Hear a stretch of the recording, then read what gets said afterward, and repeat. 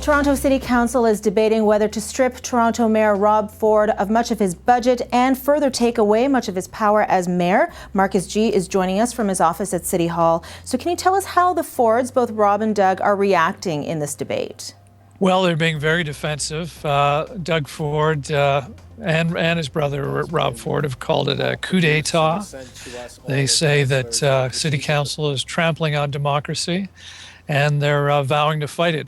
The City Council chamber has seen a lot of drama lately. Did we see, or have we seen any today so far? I did catch Rob Ford making some odd gestures in relation to drunk driving. That was a very bizarre moment. A councillor, Paul Ainsley, stood up to make a point, and it shouldn't be happening with. I'm getting to my question. Thank you. Okay, Councillor Ainsley, you got your own issues. Councillor Ford, I Ford, wouldn't be saying too much.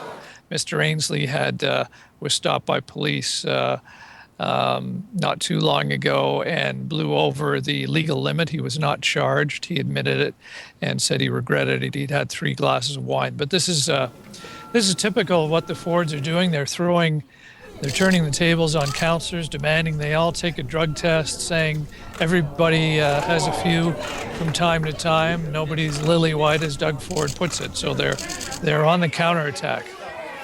So if City Hall wasn't already a circus, it's becoming a much bigger one now with the American media attention as well. How do you think that all these interviews with CNN and Fox News are affecting the goings-on of Toronto City Council business? I don't think they're affecting the business here, but they are really extraordinary performances in both cases by Mr. Ford, who is lashing out at his critics. It's almost as if he's, now that he's under attack, he's taking the gloves off completely.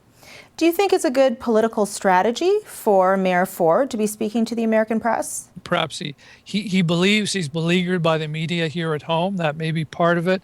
He feels perhaps he can get a more sympathetic audience south of the border, but he certainly hasn't been getting it.